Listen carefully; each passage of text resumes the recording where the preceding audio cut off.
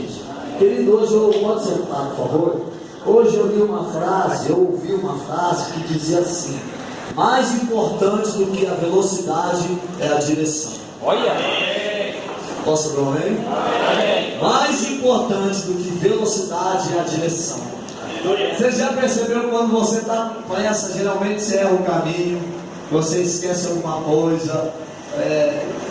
Então, mais importante do que a velocidade pela qual nós vamos fazer algo é a direção de Deus sobre aquilo que nós estamos dispostos a fazer. Amém? Queridos, hoje eu quero, que nem eu já disse, eu quero compartilhar valores centrais numa igreja em célula, né? Então nós vivemos numa sociedade, querido, uma sociedade pós-moderna, né? Onde cada dia que passa a gente vê mais pessoas, cada um buscando os seus próprios interesses, né? Cada dia que passa nós nos encontramos numa sociedade onde tudo que a gente faz, ou tudo que é feito é pensando em nós, para o nosso benefício, para que a gente seja beneficiado, ou que a gente ganhe com algo. Então, essa é a sociedade pós-moderna que nós vivemos nos dias de hoje, né? Nós vemos uma sociedade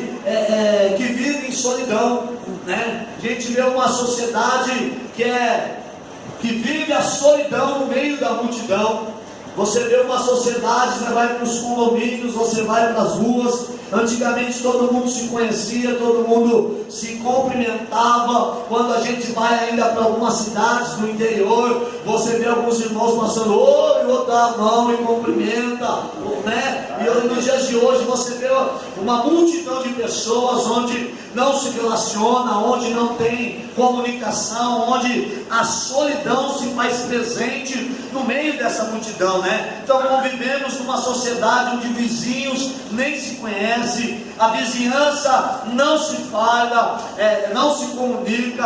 A cada dia que passa, esse conceito de família, ele vai diminuindo. Você pode ver que hoje, infelizmente, até no meio da igreja, a gente, em vez de fazer aquele momento santo, que é o momento onde a gente participa das nossas refeições, geralmente um vai para a sala, o outro vai para o quarto, ele pega o seu prato de comida e sai comendo, uns come andando, irmão. Parecendo meu pai balançando sorriso para comer com o prato na mão. E geralmente a sociedade do dia de hoje é assim: um vai para a sala, um vai para o quarto, outro vai para não sei aonde e sai comendo com o prato na mão. Eu já fiz isso, infelizmente, várias vezes. A gente vive numa sociedade onde o conceito de família, de conviver em família, tem se perdido. Você vê muitos homens, pai de família, que passa mais o seu período dentro do boteco, passa mais o seu período no estádio de futebol, passa mais o seu período com os amigos,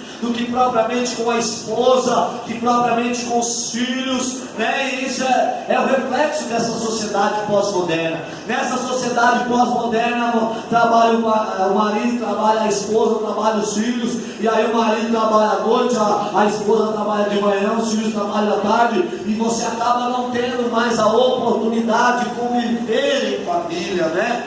Nessa sociedade que nós vivemos nos dias de hoje, né? O que a gente vê? A gente vê adolescentes e jovens que não convivem mais com os seus avós, né? Não tem tempo para visitar a avó, não tem tempo para visitar o vô. Eu ouvi esses dias a minha avó dizendo assim: meu Deus do céu, já é quase dia 15 de janeiro, terminou o ano, começou o ano e vocês não vieram me visitar.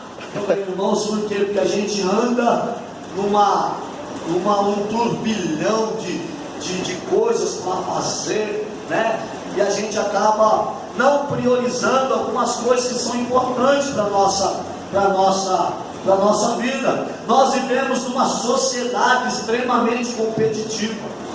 Você já percebeu que um quer mostrar que tem mais que o outro? É ou não é? Você aparece com o Xbox, o outro vem com tem um novo Nintendo, não é? Sei lá, qual o videogame novo que tem aí? PlayStation 4. Raul, qual o videogame novo que tem aí? PlayStation. Tem, cara, uma coisa mais nova que Xbox 360 One. PlayStation 4, né? Todo mundo, eu tenho Xbox, eu tenho não sei o que, outro eu tenho não sei o que 4, né? O PlayStation 4 é aquela, né?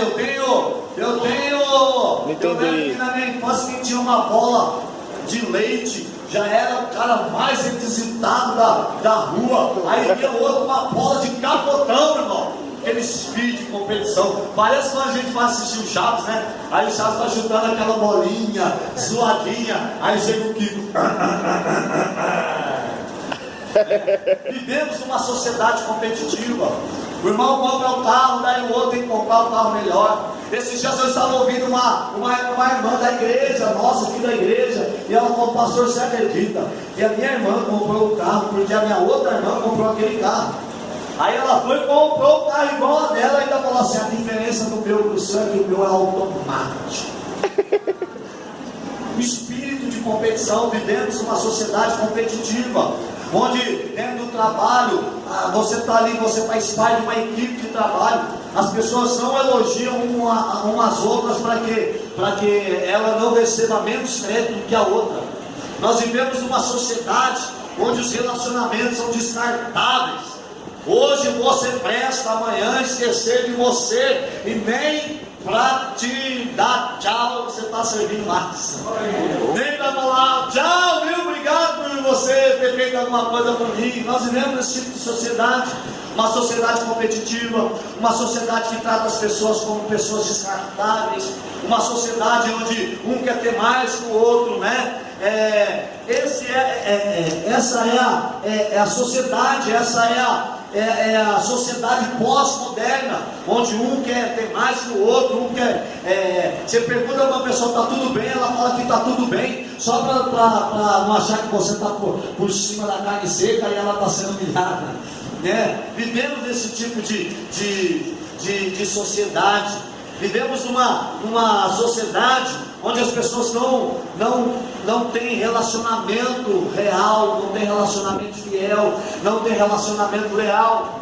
E nós, como igreja desse século, a igreja pós-moderna, irmão, a igreja de Cristo Jesus, nós precisamos abrir os nossos olhos para que a gente não trate as pessoas como pessoas descartáveis, para que o espírito de competição não entre dentro da nossa igreja. E aí na sua célula pergunta as pessoas: puxa, na minha célula tinha 2 visitantes, nossa, deixa eu te contar, na minha tinha 7. E na sua, quando tinha? O espírito de competição. A gente precisa vigiar, porque senão as pessoas entram e saem do nosso convívio e a gente não quer nada com Deus. Precisamos abrir os nossos olhos. Posso ouvir um amém, gente? Amém. A igreja desse século, ela precisa ter um desejo no coração de servir a Deus, de servir as pessoas. Irmão, deixa eu dizer algo para você: o tamanho da sua expectativa relacionada às pessoas vai ser o tamanho da sua decepção. Quanto mais expectativa você tiver nas pessoas, maior vai ser a sua decepção, sim ou não? Se você não tem expectativa nenhuma comigo, a sua decepção comigo vai ser quase nada. Por quê? Porque você não tinha expectativa relacionada à minha pessoa. Então a gente precisa amar as pessoas, amém, investir nas pessoas, amém, e ter todas as nossas expectativas em Deus. Amém. Posso ouvir glória a Deus, querido?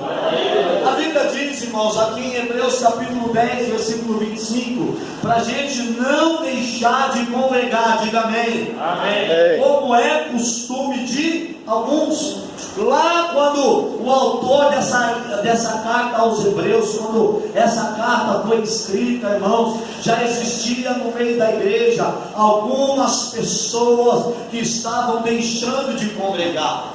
Por que deixa de congregar? Por causa de uma decepção, por causa de uma palavra dura, por causa de não ser ensinado, por causa de não estar aberto a ser repreendido, por causa de infinitas coisas, por causa de um abraço, por causa... esses dias eu ouvi algo que eu falei: meu Deus, que absurda. Fala assim, a pessoa fala: eu não vou mais naquela igreja porque o pastor chamou não sei quem para cantar, e a pessoa foi cantar e ela nem sabia cantar a música que o pastor estava tocando. Eu não vou mais embora. Ele fez biquíni e não veio para a igreja. Eu falo: gente do céu, quem está me entendendo? Gente, se a gente procurar desculpa para deixar de congregar, não vai faltar desculpa para isso. Nós somos um monte de gente imperfeita, crescendo, melhorando, até que Cristo seja formado. O apóstolo Paulo dizia assim: eu oro, eu reduzo o meu corpo à escravidão até que Cristo seja formado em vós. Então, queridos, a gente não pode, como igreja, né, tratar as pessoas como o mundo trata. Olha para o seu irmão e diga assim: aqui nesse lugar, ninguém é descartado. Amém. Dá glória a Deus, amém. Nós não, o nosso modelo não é o mundo, irmão. Aqui no nosso meio ninguém se relaciona com outra pessoa por interesse. Aqui no nosso meio a Bíblia diz, olha o versículo 24: consideremos também uns aos outros. Aqui é para um considerar o outro. A Bíblia diz: quem quer ser o primeiro, que seja o último e servo de todos. No nosso meio, querido, olha o que a Bíblia diz: para nos estimularmos, diga glória a Deus. Eu e vocês estimo para estimularmos uns aos outros, diga comigo, ao amor. Primeiro eu existo para te estimular ao amor. A Bíblia diz para a gente estimular um ao outro ao amor, estimular um ao outro às boas obras. Irmãos, o que é boas obras? Boas obras está relacionada às coisas do reino de Deus. Então eu existo como o teu irmão em Cristo Jesus para te estimular. Olha para o seu irmão e diga assim: se depender de mim, eu sempre vou te estimular.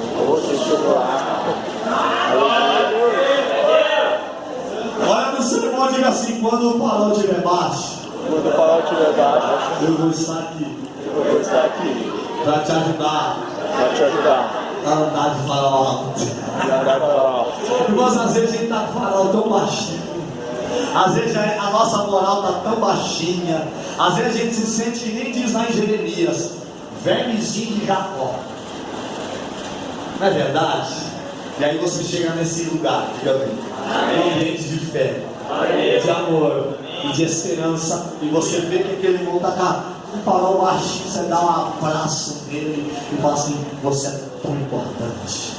Você lembra ele de algo que ele fez na sua vida, você lembra ele de algo que ele fez na vida de alguém, você lembra ele e fala assim: meu Deus, eu quero te falar algo aqui. Irmão, você não precisa de revelação nem que você olha, você vê que o farolzinho está baixinho. Então assim, deixa eu falar algo para você. Eu estou aqui, graças a Deus, graças ao Espírito Santo, porque usou você para me estimular, para andar em amor, para não deixar de congregar, para não deixar de estar com os santos. Glória a Deus. Estimular um ao outro, irmão. Quem está aqui, diga amém. Quando você vê alguém com farol baixo, vai lá e dá um abraço. Vai lá e lembra ele de algo bom. Vai lá e lembra ele de algo que ele fez. Eu posso ouvir um amém, gente? Amém. Precisamos, como igreja em célula, estar aberto para algumas modificações, diga amém. Igreja, na igreja tradicional, a gente vem à igreja, assiste o culto, vai para a nossa casa e a gente cumprimos o nosso compromisso da semana. Eu já fui à igreja, já fui ministrado, já fui abençoado, e domingo que vem eu estou nesse santo lugar, nesse santo horário, nesse santo assento. Tem gente que é tão religioso que se ele não sentar na terceira fileira, na segunda poltrona, o Espírito Santo não visita ele. Irmãos, a igreja em célula é uma igreja onde todos dão glória a Deus. Ele aprende para ensinar. Ele é ministrado para ministrar. Ele é curado para curar. A gente existe para estimular um ao outro. A gente existe para exercer o sacerdócio universal.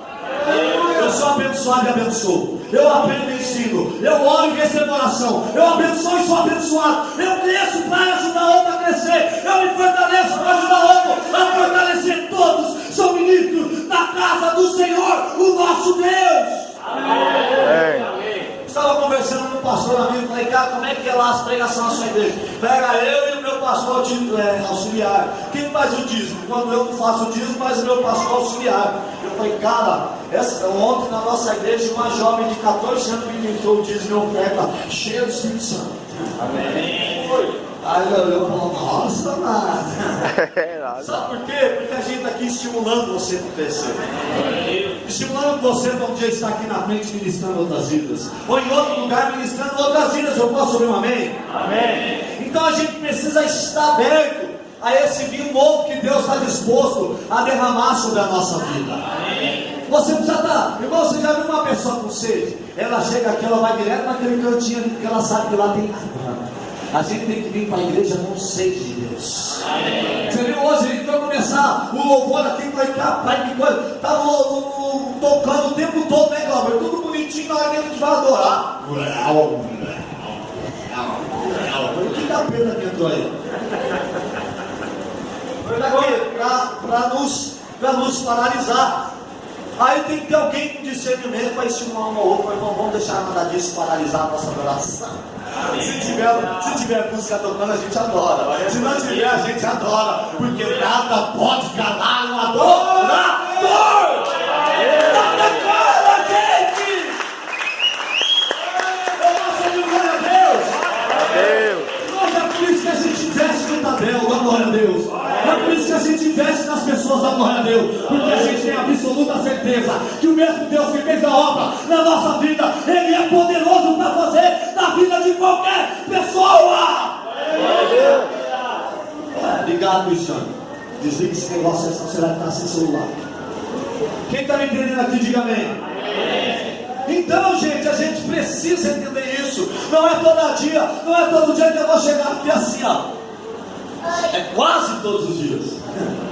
Pela misericórdia de Deus. Mas vai ter dia que eu vou chegar aqui, irmão, mais desanimado que você, mais triste do que você, mais decepcionado que você. Aí você tem que olhar para mim, não vai fugir de mim, não. Porque quando eu estou bravo, todo mundo foge. Ai, quer tomar patada, esse pastor é doido. Irmão, toma patada por amor ao seu pastor, né? O pastor vem aqui para dizer que o Senhor é uma bênção na minha vida. O Senhor é uma bênção na minha família. O Senhor é uma oferta de Deus sobre a minha vida. No outro dia eu estava tristinho aqui, irmão. Fica de pé aí, dona Bacia, por favor. Dona Bacia, de pé. Isso. Essa anja de Deus aí. Aplauda o Senhor Jesus para ele. Ela olhou para mim assim, me deu um abraço e disse assim: esse é meu pastor, profeta de Deus na minha vida. Irmão, eu me senti, ó. O pai depois que comeu espinafre. Uma palavra. Ele é profeta de Deus na minha vida. Satanás estava, sabe, ele é o maior acabado, ele não desiste aquele miserável. Então ele estava com as palavras dele dirizando. Aí Deus usa uma serva dele. Ele, meu pastor, profeta de Deus sobre a minha vida. É como se eu olhasse para Satanás e falasse: toma, orelhudo. Toma, seu orelhudo. E sou mesmo pela misericórdia de Deus. Então, irmãos, a gente precisa estar aberto a entender que todos nós somos ministros da casa do Senhor. Amém? Nem todos aqui somos pastores com P maiúsculo, como a gente diz, o pastor da igreja. Mas todos nós podemos ser pastor com P minúsculo, exercer pastoreio, cuidar das vidas, porque a gente ama Jesus. E quem ama Jesus, a gente já aprendeu: apacenta, não apalcenta, apacenta as ovelhinhas de Jesus. Então todos nós somos um pastor com P minúsculo. Alguns têm um chamado de Deus para ser um pastor com P maiúsculo, pastor da igreja, pastor auxiliar. Mas todos nós, para a glória de Deus, irmão, estamos dispostos a amar a Deus e servir as pessoas e pastorear as vidas, e ninguém se perder, porque um ajuda a cuidar do outro. Amém. Então, é por isso que a gente precisa investir no nosso Tadel, diga amém. Amém. Investir em ensinamento, diga amém. Em conferência, e a gente precisa bater em conferência aqui no nosso meio, em treinamento, porque, irmãos, a Bíblia diz assim: o meu povo perece por falta de conhecimento. O povo de Deus que conhece a Deus e conhece a sua palavra, ou seja, não vai sofrer, não vai padecer, porque ele sabe o caminho que ele deve andar. Amém, amém, gente? Então, com relação aos membros, né? Todo membro é um ministro, diga amém. Amém. Olha para o seu irmão e diga assim: você pode não acreditar, mas o Senhor Jesus, Ele te enxerga, como um ministro. Ele te enxerga desse jeito, irmão. Olha só, todo membro é um ministro, diga amém. O sacerdócio universal do crente. Isso é o que a gente chama do sacerdócio universal. Se você abrir lá em 2 Pedro, capítulo 2, versículo 9. Irmãos, 2 Pedro, capítulo 2, versículo 9. Hebreus, Tiago, Pedro. 2 Pedro, capítulo 2, versículo 9. Olha como o Senhor te vê. Diz assim a palavra do Senhor. 2 Pedro 2, 9. É 1 Pedro 2, 9, irmão. Espera aí, deixa eu ver, só para confirmar. 1 Pedro, capítulo 2, versículo 9. Isso, 1 Pedro, capítulo 2, versículo 9. Vós, porém, sois raça eleita. Amém. Sacerdócio. Só para minha luz, isso é verdade? Amém. Vós, porém, sois raça eleita. Amém. Sacerdócio real. Amém. Nação santa. Amém. Povo de propriedade exclusiva de Deus. Amém. Então Deus te vê como raça eleita, Deus te vê como sacerdócio real. O sacerdócio, você foi chamado por Deus para exercer sacerdócio. Ou seja, ouvir a necessidade do povo, diga amém. Olha para esse comentário que eu faço. Deus chamou para você ouvir a necessidade das pessoas. Apresentar a necessidade das pessoas para Deus. E ministrar a resposta a Deus.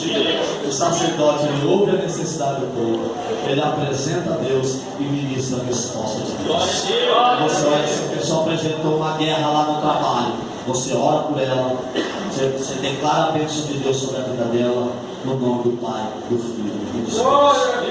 Então, irmãos, com relação aos membros, o membro não é aquele que vem à igreja e tem o seu nome no rol de membresia da igreja.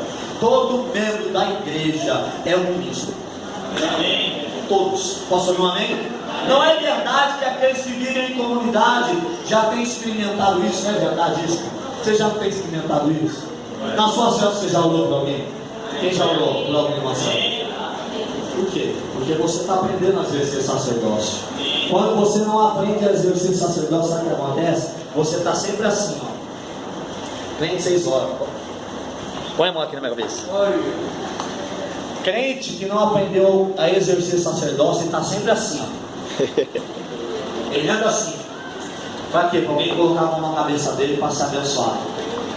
Crente que aprendeu, aliás, não é nem mais crente, discípulo, que aprendeu a exercer o sacerdócio, ele anda assim, procurando uma cabeça para botar a mão e abençoar. A Bíblia diz: mais aventurado é aquele que dá que recebe.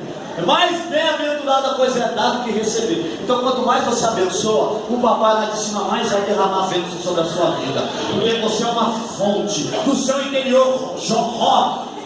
Qualquer vai jorrar rios de água viva. Agora, se você é uma pessoa que retém a bênção, por que Deus vai ficar derramando bênção para você se você já está cheio de bênção?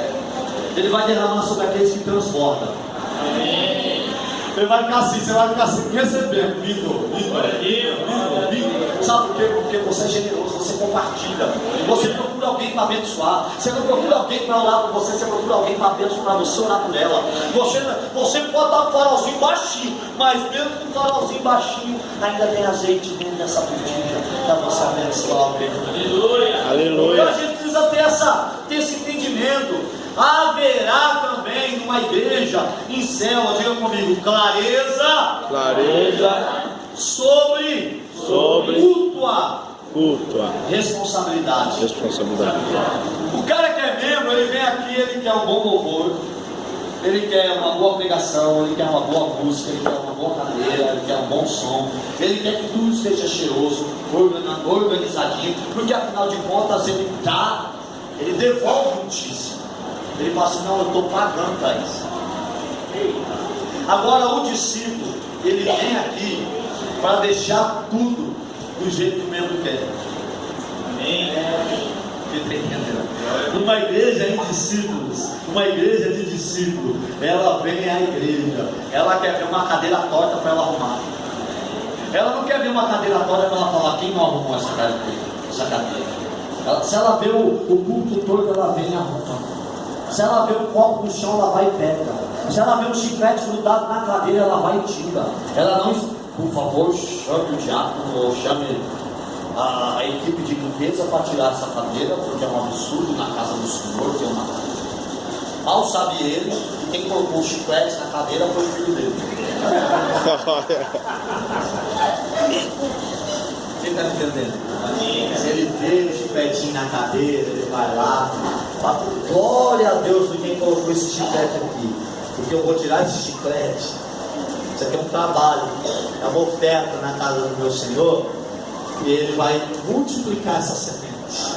Então ele ora para trabalhar, não para não trabalhar. Tem gente que nunca quer ter trabalho de nada. E o problema dessa geração de hoje é uma geração. Eu ouvi uma ministração sobre geração babá e geração parteira. O Gustavo postou hoje no tabela. A geração babá é assim. A mãe quer TT. A mãe vai lá, faz o TT lá. Porque ela não pode dar o peitinho dela para a criança, o peitinho dela não ficar mexendo. Vai ficar no bar. A geração parteira é o seguinte, quer mamar, vem cá, senta aqui, já sabe o negócio lá e mama aí. Já trabalha desde criança. Quem está me entendendo? Amém. Você vai ver nos dias de hoje, a senhora para a mulher, quem quer ter filho aqui? Todo mundo é. Quem quer sofredor de parto? Ninguém quer sofredor de parto. Porque a geração de hoje não quer sofrer para conquistar as coisas. Não é verdade? A geração de hoje fica esperando o bisavô morrer para sobrar alguma coisa para ele. É assim, mano. Agora a geração que trabalha, a geração que é gerada no par, ela vai atrás daquilo que ela quer. Ela se esforça, ela batalha. Pode envergar, mas não quebra. E ela sempre está disposta a fazer de novo. Então nós no dia de hoje temos que estar dispostos a sacrificar, dispostos a trabalhar. A Bíblia diz que a seara é grande e poucos são os trabalhadores, porque de verdade a gente não quer trabalhar. Os jovens de hoje, você manda buscar um negócio ali, ó, vai lá pega a vassoura para mim. Ele reclama para pegar a vassoura. Antigamente era assim, vai lá, você tinha 7 anos de idade, sua mãe falava assim, vai lá pegar a vassoura, você vai limpar o seu quarto, o meu quarto e o quarto do seu irmão. Rápido, depois você varrer, você pega o pano, passa o pano e eu vou subir lá para ver se está cheiroso. Eu vou falar como acontecia com a minha mãe, desculpa a expressão, mas minha avó fazia assim, ó, cuspia no chão. Vai na padaria, compra o pão e volta, se secar o cuspe você apanha. Nossa, que radicalismo!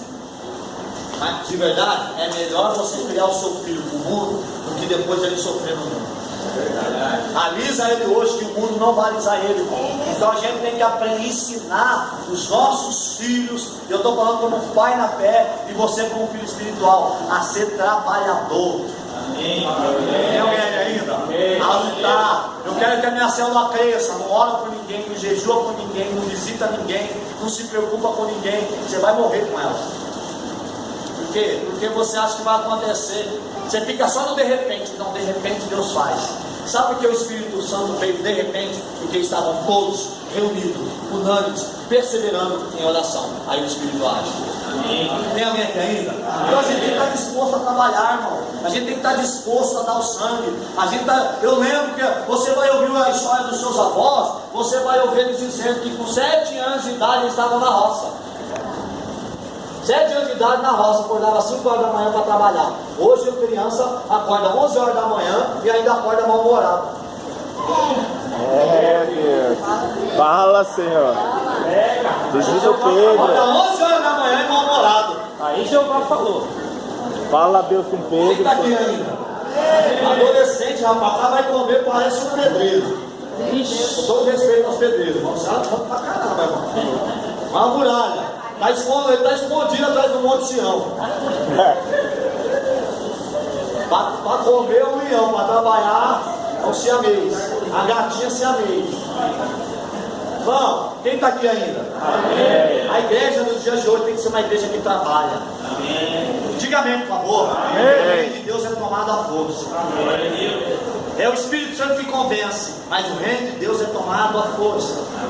Para você viver o ano da dupla honra, você vai ter que fazer muito mais do que você fez no ano passado. Senão vai ser o ano da dupla desonra. Eita, Jesus. É verdade, gente. Você quer que eu avise vocês ou falo a verdade? A igreja só vai crescer mediante a verdade. Não podemos nada contra a verdade, senão pela verdade. É falando a verdade que você vai crescer. É falando a verdade que você vai amadurecer. É falando a verdade que você vai se tornar uma pessoa melhor. É falando a verdade que você vai se tornar um crente cheio do Espírito Santo e andando em novidade de vida. Amém. Quem daí ainda dá glória a Deus? Precisa ter clareza de responsabilidade. Quem você serviu hoje? Eu quero ser servido. Aí quem você serviu? Tem crente ainda aí, irmão? Responsabilidade. Por quem você orou hoje? Ninguém orou por mim. Por quem você orou? Eu estou aqui 3 dias doente, ninguém vem me visitar. Vou contar igual disse o Luciano Suriá. Ficou 3 semanas uma irmã sem na igreja. Aí ele foi visitar a irmã foi lá assistir o pau da irmã. Falou: irmã, está acontecendo alguma coisa, irmão? Faz 3 semanas você não vai, 3 domingos você não vai para a igreja. O que está acontecendo? Aí ela passando o biquinho.